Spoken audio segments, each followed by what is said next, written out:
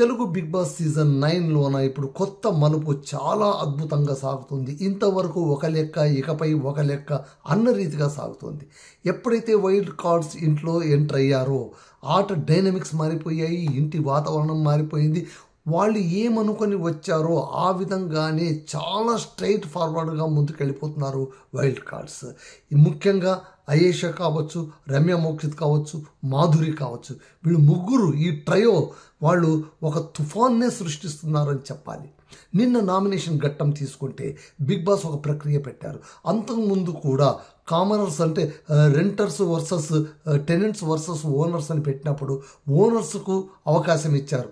మొదట్లోన మీరు first nomination Bigg Boss house first nomination తీసుకుంటే కనుక వాళ్ళు ఒకటి సాధించాలి, హ్యామర్ తీసుకుని పోయి వాళ్ళకి ఇవ్వాలి. ఎవరైతే ఆ కేజ్ నుంచి బయటికి వెళ్ళి హ్యామర్ మొట్టమొదట పట్టుకుంటారో ఆ హ్యామర్ తీసుకుని వెళ్ళి ఎవరికి ఇవ్వాలి? ఓనర్స్కి ఇవ్వాలి. ఆ ఓనర్స్ డిసైడ్ చేస్తారు ఎవరిని నామినేట్ చేయాలి అని. వీళ్ళు ఇద్దరిని అనుకుంటారు, ఆ ఇద్దరిలోన ఒకరిని ఓనర్స్ నామినేట్ చేయాల్సి ఉంటుంది. సో ఆ ప్రక్రియ ఎలా జరిగిందో మనకు అందరికీ తెలుసు. సేమ్ ఇప్పుడు వైల్డ్ కార్డ్స్ ఎంటర్ అయిన తర్వాత ఆ పవర్ వైల్డ్ కార్డ్స్కి ఇచ్చారు. సో ఆ వైల్డ్ కార్డ్స్ ఈ ఆట ప్రాసెస్ ఎలా ఉంటుందంటే పైన ఒక పైప్ లైన్ ఉంటుంది, ఆ పైప్ లైన్ నుంచి ఫైర్ బాల్ వస్తూ ఉంటుంది. ఆ ఫైర్ బాల్ వచ్చినప్పుడు ఈ వైల్డ్ కార్డ్స్ ఎవరైతే ఉంటారో వాళ్ళు వెళ్ళి ఆ బాల్ను పట్టుకోవాలి. వాళ్ళు ఎవరు ఆ బాల్ పట్టుకుంటారో ఆ బాల్ తీసుకెళ్ళి ఎవరైతే హౌస్ మేట్స్ ఉంటారో, హౌస్ మేట్స్ వైల్డ్ కార్డ్స్ రెండు గ్రూపులు కాబట్టి హౌస్ మేట్స్కు ఆ హౌస్ మెంబర్స్కు ఎవరికైనా ఒకరికి ఆ బాల్ ఇవ్వాలి. ఆ బాల్ ఇచ్చినప్పుడు వాళ్ళు ఇద్దరిని నామినేట్ చేయాలి. వాళ్ళు ఇద్దరి పేరు ప్రపోజ్ చేస్తే వాళ్ళలో ఒక పేరును ఆ బాల్ ఇచ్చినటువంటి వైల్డ్ కార్డ్ డిసైడ్ చేస్తారనమాట. ఇది ఆట ప్రాసెస్. సో ఈ ఆట ఆడేటప్పుడు వాళ్ళు చెప్పింది ఏంటంటే వైల్డ్ కార్డ్స్ను ఆ తర్వాత క్యాప్టెన్ను నామినేట్ చేయడానికి వీల్లేదు, మిగిలిన వాళ్ళనే నామినేట్ చేయాల్సి ఉంటుంది. ఇది ప్రాసెస్. సో ఈ ప్రాసెస్ చాలా గందరగోళంగా సాగింది. ముఖ్యంగా అయేషా ఆ బాలును సంపాదించుకున్నప్పుడు ఆమె చెప్పిన మాటలు అత్యద్భుతంగా, మామూలుగా లేదు. ఆమె ఒకటే మాట అంటే అప్పటిదాకా దీన్ని ఒక ఐస్ బ్రేక్ లాగా చెప్పొచ్చు.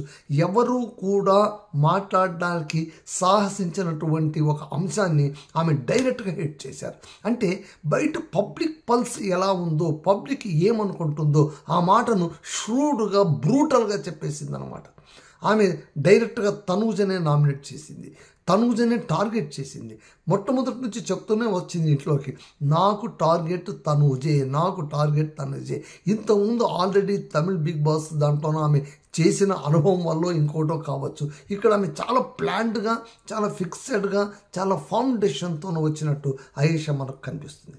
ఆమె అదే మాట చెప్తుంది, ఈ ఒక్క వారమే నాకు ఛాన్స్, వైల్డ్ కార్డ్గా నేను మీ ఇంట్లో ఉన్న వాళ్ళకందరికీ సజెషన్స్ ఇవ్వడానికైనా, డిసైడ్ చేయడానికైనా, మీ గురించి చెప్పడానికైనా, ఇక్కడ ఉన్నటువంటి ఒక వాతావరణాన్ని బ్రేక్ చేయడానికన్నా నాకు కేవలం ఈ ఒక్క వారమే ఛాన్స్ ఉంటుంది. ఈ కన్సెషన్ తర్వాత మళ్ళీ నాకు దొరకదు, ఎందుకంటే నేను మళ్ళీ మీతో పాటు నడవాల్సి ఉంటుంది, మీతో పాటు ఆడాల్సి ఉంటుంది. అప్పుడు నా మాటకు విలువ ఉండదు. ఏం చేసినా ఇప్పుడే చేయాలి, ఈ క్షణాన్ని చేయాలి అని అయేషా చెప్పి మరీ కొట్టింది. ఆమె చెప్పింది, నాకు తనూజనే టార్గెట్, నేను ఆట చూసి వచ్చాను. వైల్డ్ కార్డ్ అంటే అంతే కదా, బయట ఆట చూసి రావాలి, లోపల ఆటను మార్చాలి. అందుకోసమే కదా వైల్డ్ కార్డును ఎంటర్ పెట్టేది అని ఆ పర్పస్ను చాలా అద్భుతంగా ఆమె స్మెల్ చేసింది, ఆమె పట్టుకోగలిగింది. ఈవెన్ రమ్య మోక్షిత కూడా అంతే, మాధురి కూడా అంతే. వీళ్ళు బయట చూసి వచ్చారు, మిగిలిన వాళ్ళు కూడా చూసి వచ్చారు, చూసి రాలేదని కాదు, బట్ అంత పవర్ఫుల్ డైనమిక్స్ మాత్రం నిజంగా ఈ ముగ్గురికి ఉందని చెప్పాలి. సరే, వీళ్ళు వెళ్తున్నటువంటి పాత్ రాంగా రైటా, ఎంత దూరం వెళ్తుంది, వీళ్ళేమాత్రం ఆడతారు, వీళ్ళేమైనా శుద్ధ పూసలా, అదంతా ముందు వారాల్లో తెలియనటువంటి అంశం. ప్రస్తుతానికైతే మాత్రం ఈ వారం నామినేషన్ చాలా హాట్గా సాగింది. ఆ ప్రాసెస్ ఎలా సాగిందో మీ ముందు పెడతాను. మొట్టమొదట ఫస్ట్ నిఖిల్ బాల్ పట్టుకుంటాడు, ఆ బయట నుంచి రాగానే నిఖిల్ బాల్ పట్టుకుంటాడు. ఆ బాలును తను చెక్కిస్తాడు. తను చెక్కిస్తే తనూజ రాము ప్లస్ సుమన్ వీళ్ళిద్దరిని నామినేట్ చేస్తుంది. సరే రాము ఆయన ఆట తీరు బాగలేదని ఇంకోటి చెప్తుంది. సుమన్కి ఎలా అంటే నువ్వు నలుగురితో మాట్లాడట్లేదు, నలుగురితో కలవట్లేదు, నీ ఆట ఏదో నువ్వు ఆడుకుంటున్నావు అని ఆయన్ని టార్గెట్ చేస్తుంది. సుమన్ అంటాడు, ఏమ్మా నువ్వు ఇలా అంటున్నావేంటి, కొంచెం ఆలోచించు నువ్వు అని అంటే కూడా, లేదన్నా నువ్వు సరిగా ఆడట్లేదు, ఇంక నేనేం ఆడాలి, నేను చప్పట్లు కొడుతూ నీ వెంట తిరగాలన్నా, నన్ను ఏం చేయమంటావు చెప్పు అని ఆయన తనదైన స్టైల్లో అని చెప్పినా కూడా చివరికి వీళ్ళిద్దరిలోన సుమన్ను నిఖిల్ నామినేట్ చేస్తారు. I will go with Suman, ఎందుకంటే రాము బాగా ఆడాడు, నాకు రాముతో బాండింగ్ ఉంది, సుమన్ను నేను నామినేట్ చేస్తున్నాను అంటాడు. ఆ తర్వాత బాల్ గౌరవ్కి దక్కుతుంది. గౌరవ్కు 2 సార్లు బాల్ వస్తాయి. సో గౌరవ్ బాల్ దక్కినప్పుడు ఈసారి ఆ బాల్ తీసుకుని వెళ్ళి సంజనకి ఇస్తారు. సంజన ఏం చేస్తుంది, రాము ప్లస్ భరణి. రాముకు ఆమె ఇచ్చేటువంటి కారణాలు ఒకటే, ఏంటి అంటే కనుక నువ్వు బెడ్ టాస్క్లో సంచాలకుగా సరిగ్గా వ్యవహరించలేదు, ఇన్హ్యూమన్గా వ్యవహరించావు, నన్ను 4 అబ్బాయిలు కలిసి లాగి పడేస్తూ ఉంటే నువ్వేం చేశావు, ఒక్క మనిషిగా కూడా నువ్వు ఆలోచించలేదా, ఈమెను ఇలా లాగి పడేస్తున్నారని కనీసం నువ్వు ఆలోచించాల్సిన పని లేదా, ఆటను మార్చేటువంటి శక్తి సంచాలకుగా ఉంది అని బిగ్ బాస్ పదే చెప్పినా కూడా నువ్వు ఆ మాట పట్టించుకోలేదు అని ఆమె అంటుంది. అన్నప్పుడు తాను అదే అంటాడు, మీరు ఇలా మాట్లాడితే కుదరదు, ఆడడానికి వచ్చినప్పుడు అన్నీ తెలుసుకుని రావాలి, మీరు మీరు ఇంట్లోకి ఎందుకు వచ్చారు, గేమ్ ఆడడానికి, ఇక్కడ రఫ్ అండ్ టఫ్గా ఉండడానికి మీరు రావాలి, ఇక్కడికి వచ్చాక నేను ఆడపిల్లను, నేను అమ్మాయిని, నేను మహిళను, నన్ను సరిగ్గా చూడలేదు, ఇవన్నీ కుదరవు. ఇక్కడ జెండర్ డిస్క్రిమినేషన్ లేనే లేదు, ఇక్కడ వచ్చాక అందరూ మెంబర్స్ అంతే, అంతకుమించి ఇంకేం లేదని రాము చాలా ఖరాఖండిగా చెప్పారు. నాకెందుకు ఈ మధ్య రాము మాట తీరు చాలా అద్భుతంగా నచ్చుతుంది. మొదట కొన్ని వారాల పాటు ఏదో అసలు ఎందుకు వచ్చాడో తెలియదు, ఏం చేస్తాడో తెలియదు, ఏంద్రనైన వీడి కథ అనుకునేలా ఉండేవాడు, ఇప్పుడు ఎంత డైనమిక్గా మారిపోయాడంటే తాను అనుకున్న మాటను గన్ షాట్గా చెప్తున్నాడు. నిజం చెప్పాలంటే ఇంకా పవన్ కళ్యాణ్ కన్నా, డిమాండ్ పవన్ కన్నా అందరికంటే కూడా రాము వాయిస్ చాలా అద్భుతంగా ఇప్పుడు తయారైంది. ప్రతి ఒక్క మాటకు బదులిస్తున్నాడు, తన వాదన వినిపిస్తున్నాడు. ఇదే కదా బిగ్ బాస్లో కావాల్సింది. అందరూ కామెంట్లు చేస్తారు, అందరూ టార్గెట్ చేశారు కదా అని కన్నెమ్మల్ని నీళ్ళు పెట్టుకుని ఏడ్చుకుంటూ మూలలో కూర్చోవడం కాదు, సైడ్ అయిపోవడం కాదు, నిలబడాలి, పోరాడాలి, తన మాట వినిపించాలి, తన గొంతు వినిపించాలి. ఆ మాట రాము అద్భుతంగా చేస్తున్నారు. సో ఇక్కడ సుమన్, ఇక్కడ భరణి విషయం కూడా ఆమె ఏం చెప్తుందంటే, నువ్వు సరిగ్గా ఆడట్లేదు, నువ్వు సరిగ్గా ఇది చేయట్లేదు, నన్ను సరిగ్గా చేయలేదు, సేమ్ మళ్ళీ అదే మాట చెప్తుంది అనమాట. ఆ బెడ్ టాస్క్లో నువ్వు ఇలా చేసావు, అలా చేసావు, పార్షియల్గా వ్యవహరిస్తున్నావు అంటే అతను చెప్తాడు, లేదు నువ్వు తప్పుగా అర్థం చేసుకుంటావు, జాగ్రత్తగా అర్థం చేసుకో, నేనేంటి, నేను ఎలా ఉన్నానో మీకు అర్థం కావట్లేదు, ఇలాగని నేను ఎక్కడ అన్యాయంగా వివరించాలో చెప్పండి అని ఆయన నిలదీయడం. చివరికి భరణి నామినేట్ అవుతారు. మళ్ళీ ఈసారి గౌరవ్కు బాల్ వచ్చినప్పుడు, అంటే నెక్స్ట్ వచ్చి రమ్యకు వస్తుంది. రమ్య బాల్ తీసుకున్నప్పుడు ఆ బాల్ను రాముకి ఇస్తుంది. రాముకి ఇచ్చినప్పుడు రాము, రీతు, డిమాండ్ వీళ్ళిద్దరిని నామినేట్ చేస్తారు. వీళ్ళిద్దరిని నామినేట్ చేసినప్పుడు ఖచ్చితంగా ఆమె ఎవరిని, డిమాండ్ పవన్ని నామినేట్ చేసేసింది. డిమాండ్ పవన్ ఆమెకు టార్గెట్. ఆమె చెప్తూనే ఉంది డిమాండ్ పవన్కు, నీకు బుద్ధి లేదు, నీకు బుర్ర లేదు, నువ్వు ఆలోచించట్లేదు, నువ్వు ఏదో దారింటి వెళ్ళిపోతున్నావు, ఒక రిస్క్ రిలేషన్లో ఉంటున్నావు, నువ్వు అది రిలేషన్ కాదు, అది ఫేకు, బిగ్ బాస్ హౌస్లో బంధాలంటూ ఏమీ ఉండవు, నువ్వు ఎందుకు బంధం పెట్టుకుంటున్నావు, ఎవరి కోసమో ఎందుకు ఆడుతున్నావు, నీ కోసం నువ్వు ఎందుకు ఆడట్లేదని కర్రాఖండిగా చెప్పేసింది రమ్య మోక్షి. సరే ఆమె మాటలోనూ కరకుదనం ఉండొచ్చు, కొంచెం మోటుగా ఉండొచ్చు, బట్ ఐడియా మాత్రం ఖచ్చితంగా బయట ఏమనుకుంటున్నారో అదే. కొంతమంది అంటుంటారు బయట అన్న మాటలు వేరు, బయటగా మనం మాట్లాడడం వేరు, వచ్చి ఆడడం వేరు, ఇంట్లో వచ్చి ఆడేటప్పుడు ఆ మాట అనకూడదని. అలా కాదు, వైల్డ్ కార్డ్స్గా వచ్చిన వాళ్ళు బయట వాళ్ళు ఏం చూశారు, బయట జనాలు ఏమనుకుంటున్నారు, అసలు బయట బిగ్ బాస్ హౌస్ పైన ఒపీనియన్ ఏముందో తెలుసుకుని ఆ ఒపీనియన్ను చేంజ్ చేసి డైనమిక్స్ మార్చడానికే వైల్డ్ కార్డ్స్ అనేవాళ్ళు ఉంటారు. అది చేయలేనాడు బిగ్ బాస్లోనూ వైల్డ్ కార్డ్స్ ఎంటర్ అయ్యకుండా లాభం లేదు. వాళ్ళు కూడా అదే ప్రవాహంలో కొట్టుకుపోయేటైతే వాళ్ళు ఎందుకు రావాలి కొత్తగా, భారం కదా. ఇలాగ రమ్య రీతు రాముకి ఇస్తే, రాము వచ్చి రీతు, డిమాండ్ పవన్ వీళ్ళిద్దరిని నామినేట్ చేస్తారు. వీళ్ళిద్దరిని నామినేట్ చేస్తే అందులో ప్రపోజ్ చేస్తే అందులోన డిమాండ్ పవన్ను ఆమె నామినేట్ చేస్తుంది. ఆ తర్వాత మాధురికి బాల్ దొరికినప్పుడు ఆమె నేరుగా తీసుకెళ్ళి రీతు చేతికి ఇస్తుంది. రీతు చేతికి ఇచ్చినప్పుడు భరణి, దివ్య వీళ్ళిద్దరిని నామినేట్ చేస్తారు. వీళ్ళిద్దరిని ప్రపోజ్ చేసినప్పుడు ఆమె నేరుగా దివ్యను, ఎందుకంటే దివ్యకు ఆ తర్వాత మాధురికి మధ్య గొడవ పడింది, కిచెన్ దగ్గర గొడవ పడింది. ఇద్దరు దురుసుగా మాట్లాడతారు, ఇద్దరు పెళుసుగా మాట్లాడతారు, ఇద్దరు ఆరోగ్యంగా మాట్లాడతారు. వాళ్ళిద్దరి మధ్య ఆ టెంపర్మెంట్ అనేది ఖచ్చితంగా ఫిక్స్ అయిపోయింది. కాబట్టి ఖచ్చితంగా రానున్న కాలంలో కూడా వీళ్ళిద్దరి మధ్యనే గొడవలు జరుగుతాయి. ఖచ్చితంగా పెద్ద ఎత్తున గొడవలు జరిగే అవకాశాలు ఉన్నాయి. కాబట్టి ఆమె దివ్యనికి తను నామినేట్ చేసి పడేసింది అనమాట. ఏంటంటే నువ్వు సరిగ్గా వ్యవహరించలేదు, ఫుడ్ మేనేజర్గా నువ్వు ఏం చేస్తున్నావు, అసలు నీ మాట ఏంటి, నీ తీరు ఏంటి, నువ్వు ఇలా ఉన్నావంటే నేను ఇలాగే ఉంటాను, నేను ఇలాగే చేస్తాను, నీకేంటి గుణొప్పి అని ఆమె దివ్యనికితో కూడా తిరిగి మాట్లాడడం, గట్టిగా మాట్లాడడం ఇవన్నీ కూడా ఉంటాయి. మళ్ళీ గౌరవ్ బాల్ వచ్చినప్పుడు ఈసారి వీళ్ళందరి మధ్య ఎక్కువగా పోరాడుతున్నది ఎవరంటే కనుక అయేషా.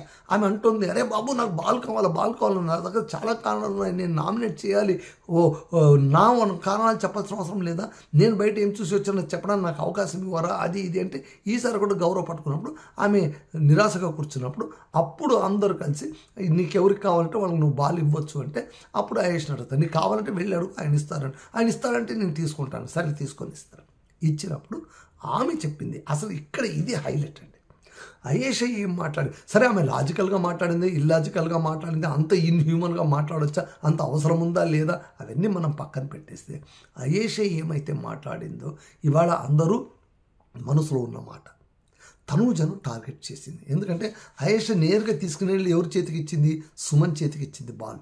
అంటే ఆమెకు తెలుసు సుమన్ చేతికిస్తే తప్ప తనూజ నామినేషన్లోకి రాదు అన్న విషయం తెలుసు. కాబట్టి ఖచ్చితంగా తీసుకెళ్ళి సుమన్ చేతికి ఇచ్చింది. ఎందుకు, సుమన్ను తనూజ నామినేషన్ చేసింది కాబట్టి ఖచ్చితంగా సుమన్ అన్నకు బాలిస్తే ఆయన నామినేషన్ ఘట్టంలోకి తనూజను తీసుకొస్తాడన్న ఒక స్ట్రాటజీతోనే నేరుగా తీసుకెళ్ళి సుమన్ చేతికి ఇచ్చింది. సుమన్ ఎవరిని నామినేట్ చేశారు, తనూజను సంజనను ఇద్దరిని నామినేట్ చేశారు. సరే సంజన విషయంగా ఆమె ఏమో కొంచెం 2 కారణాలు చెప్పి పక్కన పెట్టేసింది. ఇంకా తనూజను తీసుకుంది. నీ ఆట ఏంటి, నువ్వు ఆడుతున్న తీరేంటి, నీకు ఆడడం రాదు, ఎప్పుడు ఏడుస్తుంటావు, సెంటిమెంటల్ డ్రామా ప్లే చేస్తుంటావు, డ్రామా క్వీన్గా మారిపోయినావు ఇంట్లో. నీ వల్ల, నీలాంటి వాళ్ళ వల్ల ఇంట్లో ఉన్న మిగిలిన వాళ్ళకు కూడా ఇబ్బందులు ఎదురవుతున్నాయి. అసలు భరణిని నువ్వు ఆడనిస్తున్నావు, అసలు నాన్న నాన్న నాన్న నాన్న అంటూ ఆయన కట్టి పెట్టేసుకున్నావు. ఏంటి ఆ నాన్న కూతుల మధ్య సంబంధం ఏంటి, ఈ గొడవ ఏంటి, అసలు చూసే వాళ్ళకి ఎంత అసహ్యంగా ఉంటుంది, ఇంత ఫేక్గా ఎవడైనా డ్రామా ఆడతారా అని డైరెక్ట్గా ఫెయిర్ అయిపోయింది. ఆమె అదే చెప్పింది, రిలేషన్స్ పెట్టుకోవడానికి మీరు బిగ్ బాస్లోకి వచ్చారా అంటే ఏంటి, నాన్న అని చెప్తూ నువ్వు ఆయన వాడుకుంటున్నావు, ఆయన పశ్చిమ న్యూస్ను వాడుకుంటున్నావు, ఆయన ఆటలు వినియోగించుకుంటున్నావు, ఆయన ఎక్కడ కథలు చేస్తున్నావు. ఇప్పుడు భరణి చూడండి, భరణి ఏదైనా సందర్భం వచ్చినప్పుడు ఎవరైనా ఇద్దరు అమ్మాయిలు నిలబడి ఉన్నప్పుడు వాళ్ళలో తనూజని ఉంటే నేరుగా తనూజని సేవ్ చేస్తారు. ఆ మాట ఆయన ఓపెన్గా చెప్తున్నాడు, నాకు ఇద్దరు ఉన్న వాళ్ళలో తనూజని ఉంటే ఆమెనే నేను సేవ్ చేస్తా, ఇంకా నేను వేరే వాళ్ళ ధ్యాస కూడా చూడను అని. మళ్ళీ ఇంతగా ఉన్నప్పుడు నీవు సొంతంగా ఆడేది ఎలా ఉంది, నువ్వేం చేస్తున్నావు, అసలు నీ ఆట ఏంటి, నీ తీరేంటి, నీ మాట తీరేంటి, నువ్వు ఏదో క్యూట్గా బబ్లీగా మాట్లాడినంత మాత్రం బిగ్ బాస్ నుంచి గెటాన్ అయిపోతాం అనుకున్నావా అని చెప్పి ఒక బోల్డ్ స్టేట్మెంట్ ఇస్తుంది అనమాట. ఏంటంటే నాన్న అని చెప్పు, బాయ్ ఫ్రెండ్ అని చెప్తే చాలు ఫైనల్ దాకా వెళ్ళిపోవచ్చని కొంతమంది అనుకుంటున్నారు. అది ఇక్కడ జరగని పని, దాన్ని బ్రేక్ చేయడానికే నేను ఇక్కడ వచ్చాను. నాన్న అంటేనో బాయ్ ఫ్రెండ్ అంటేనో బంధాలు పెట్టుకొని వాళ్ళ సాయంతో గట్టెక్కాలి, వాళ్ళ భుజాలపైన కాలు పెట్టి అవతలకి ఎగరాలంటే మాత్రం నేను పడనివ్వను. ఎవరి ఆట వాళ్ళు ఆడాల్సిందే, ఎవరి గేమ్ వాళ్ళు ఆడాల్సిందని కుండ బద్దలు కొట్టినట్టు చెప్పింది. సూపర్ డూపర్గా చెప్పింది. నాకైతే really it is eye opener. ఒక రకంగా చెప్పాలంటే తనూజ ఆమె గట్టిగా అనిండొచ్చు, సరే ఆమె కూడా ఒక పాయింట్ పెట్టింది. అవును, నువ్వు ఎవరి సాయం లేకుండా చేయాలని అంటున్నావు నిజమే, మళ్ళీ ఇప్పుడు నీ చేతికి బాల్ ఎలా వచ్చింది, నువ్వు సొంతంగా సంపాదించుకునేది కాదు కదా, ఎవరో సంపాదించుకున్న బాల్ని కాకాపట్టి ఏడ్చి గొడవ చేసి ఆ బాల్ నువ్వు దక్కించుకున్నావు కదా, మళ్ళీ నువ్వు ఆడేది మాత్రం ఫేర్ గేమ్ ఏముంది అని ఆమె పెట్టడం కరెక్ట్ పాయింట్ పెట్టింది. కాకపోతే దాన్ని పక్కన పెడితే తనూజ నాన్న అంటూ భరణి వెంటబడడం, భరణిని ఇచ్చేయడం, అసలు దివ్య వచ్చిన తర్వాత ఆ దివ్య డైరెక్ట్గా తనూజను టార్గెట్ చేసి ఆమె ప్లేస్ను ఆక్యుపై చేయడానికి ప్రయత్నించడం, ఈ ముగ్గురు ట్రయో ఫ్యామిలీ స్టోరీ అనేటువంటిది చాలా చాలా అసలు ఇరిటేటింగ్ అనిపిస్తుంది. ఒకవైపు చెల్లి ఒకవైపు కూతురు, మధ్యలో నాన్న అని వాళ్ళిద్దరి మధ్య ఇతను నలిగిపోతున్నట్టు నటించడం, ఈ ముగ్గురు చూసి ఏందిరా ఈ సీరియల్ రా నాయన అని అనిపిస్తూ ఉంది. సో దాన్ని మొట్టమొదటిగా బ్రేక్ చేయగలిగింది ఎవరంటే ఆయేషానే. ఇదే విషయాన్ని మాధురి సంజన కూర్చొని మాట్లాడుతున్నప్పుడు కూడా మనం తెలుసుకోవచ్చు. సంజన అంటుంది, ఆమె అలిగే రాని ఆమె చీటికి మాటికి అలుగుతూ ఉంటుంది, భరణిని సాధిస్తూ ఉంటుంది, ఇమాన్యుల్ని సాధిస్తూ ఉంటుంది. మీరు చాలా జాగ్రత్తగా ఆలోచిస్తే కనుక ఆమె సీరియల్ క్యారెక్టర్లోనే ఉంది, ఇంకా ఆ క్యారెక్టర్ నుంచి బయటికి రాలేదు అని ఒక మాట అంటుంది. మళ్ళీ ఇంత పెద్ద అపవాదం మోసుకోవాల్సిన అవసరం ఉంది తనుజకు అని మనకందరికీ అనిపిస్తుంది. ఓకే, క్యూట్గా కనిపిస్తుంది, ముద్దుగా మాట్లాడుతుంది, కానీ తను ఏం ఆడుతుంది, తను ఆడుతున్న ఆటలోనే 100% ఎఫర్ట్స్ కనిపిస్తుందా, ఇవన్నీ కూడా ఆలోచించాలి కదా. సో ఇవన్నీ ఆలోచించినప్పుడు ఖచ్చితంగా ఆయేషా ఏ మాట అయితే చెప్పిందో అది 100% కరెక్ట్. ఆమె అదే చెప్పింది, నేను ఇది చెప్పడానికే బాల్ కోసం వెంపర్లాడాను, నేను ఈ పాయింట్ పెట్టి తీరాలి, తనూజను లాగి తీరాలి అని. అలాగని తనూజ పైన గ్రెడ్జ్ ఉందా, ఇది అలాగే కొనసాగుతుందా అంటే మాత్రం ఆలోచించుకోవాల్సిన విషయం. సరే, ఆయేషా ఈరోజు ఆమె గ్రాఫ్ పైకి పెరిగింది. బిగ్ బాస్ హౌస్లోన ఏ ఆటకు గంటకు సీనుకు అభ్యర్థుల గ్రాఫులు పెరుగుతుంటాయి, ఇంట్లో ఉన్న వాళ్ళ గ్రాఫులు పడిపోతూ ఉంటాయి. మనం చెప్పలేం ఈరోజు బాగున్న వాళ్ళు రేపు బాగుంటారని చెప్పలేం, ఈరోజు బాగలేని వాళ్ళు రేపు కూడా బాగలేరంటే చెప్పలేం. గ్రాఫ్ ఇలా కావచ్చు ఎర్రాటికెట్గా ఉంటుంది. ప్రేక్షకులు ఎలా చూస్తున్నారనే దానిపైన ఆధారపడి ఉంటుంది. ఈరోజు ఈ క్షణం వరకు మాత్రం ఖచ్చితంగా ఆయేషా గ్రాఫ్ కొంచెం పెరిగింది. కారణం ఇంట్లో ఉన్నటువంటి రిలేషన్స్ను టార్గెట్ చేసి మాట్లాడడం, ఇవన్నీ కూడా కృతకము. ఆ నాన్న అంటునో, అమ్మ అంటునో, బాయ్ ఫ్రెండ్ అంటునో మీరు పెడుతున్నటువంటి రిలేషన్స్ ఖచ్చితంగా కూడా కృతకం. ఈ మాట అన్నప్పుడు మీరు చాలా జాగ్రత్తగా గమనించండి. హౌస్ మేట్స్లో ఉన్న వాళ్ళలోన ఇమాన్యుల్ గట్టిగా చప్పట్లు కొట్టడానికి పోయి మళ్ళీ ఆగిపోతాడు. అదే మాట తర్వాత ఆయేషాతో అంటాడు, నువ్వు అన్న మాటలో నాకు గూస్ బంప్స్ వచ్చాయి, నేను గట్టిగా చప్పట్లు కొట్టడానికి పోయాను, కానీ పక్కన ఎవరు కొట్టలేకపోవడంతో మళ్ళీ నేను ఆగిపోయాను. నిజంగా కూడా ఆయేషా మాటలకు మనందరికి కూడా అర్రె భలే చెప్పింది ఈ అమ్మాయి అని చప్పట్లు కొట్టాలని అనిపిస్తుంది. ఎందుకంటే ఇంతకాలం చూస్తూ వచ్చాను, దాదాపు 3-5 వారాల నుంచి ఈ డ్రామా చూసి విసిగెత్తిపోయాం. సరే, ఇప్పుడు ఆ ముసుగు కూడా తొలగిపోయింది కదా, ఆ మాస్క్ కూడా తొలగిపోయింది కదా. ఇప్పుడు తనుజ భరణి సార్ అంటుంది, నాన్నగారు అని అనట్లేదు, భరణి సార్ అంటుంది.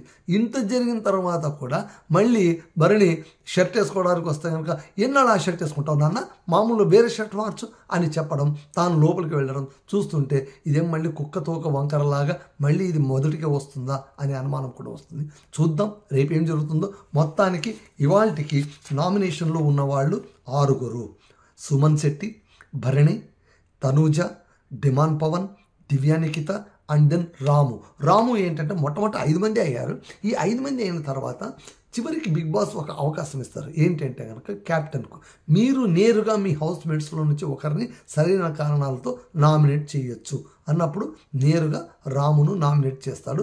మళ్ళీ అదే సంచాలకుగా నువ్వు ఫెయిల్ అయ్యావని. ప్రతి చోట కూడా రాముకు పడిన ముద్ర ఏంటంటే సంచాలకుగా ఫెయిల్ అయ్యాడు. వాడు మొత్తుకుంటున్నాడు రాము, నేను ఒక్కడే కాదయ్యా బాబు, 2 ఉన్నాం అక్కడ, ఇమాన్యుల్ కూడా ఉన్నాడు, మళ్ళీ కలిసి తీసుకోవాల్సిన నిర్ణయంలో నన్ను ఒక్కడే అంటే నేను ఏం లాభం, అక్కడికి నేను చెప్పాను కదా అని చెప్పినా కూడా ఆయన మాటలు ఎవరు వినిపించుకోలేదు. ఓకే, నామినేషన్లో ఉన్నా కూడా గట్టెక్కే అవకాశాలు పుష్కలంగా ఉన్నాయి. రాము ఆట తీరు మారింది, మాట తీరు మారింది. ఖచ్చితంగా డైనమిక్స్ మారిన సభ్యుల్లోన ఫస్ట్ లిస్ట్ అవుట్ చేస్తే రాము పేరే మనం పెట్టుకోవాలి. ఇంకా చాలామంది ఇది మారాల్సి ఉంది. చూద్దాం ఎవరెవరు ఆట ఎలా మారుతుందో. ఈ వైల్డ్ స్టార్మ్ వచ్చిన తర్వాత, ఫైర్ స్టార్మ్ వచ్చిన తర్వాత తనుజ మారుతుందా, భరణి మారుతాడా, ఇమాన్యుల్ ఆ తర్వాత సంజన, వీళ్ళ మధ్య నాన్న అమ్మ కొడుకు బంధాలు మారిపోతాయా, ఆ తర్వాత పవన్ కళ్యాణ్ తన ఆట తీరు మార్చుకుంటాడా, తను రిలేషన్స్కి పోయి వెంపర్లాడేటువంటి పరిస్థితి నుంచి బయటపడతాడా, తనుజ ఏం చేస్తుంది, సో ఇవన్నీ కూడా దివ్యనికిత ఏం చేస్తుంది, ఇవన్నీ కూడా మనం చూద్దామంట. ఇదండి ఇవాళ ఎపిసోడ్. మళ్ళీ రేపటి ఎపిసోడ్లో మళ్ళీ మనం కలుసుకుందాం. అంతవరకు సెలవు. దిస్ ఈస్ రామతకు మస్తు సైనింగ్ ఆఫ్.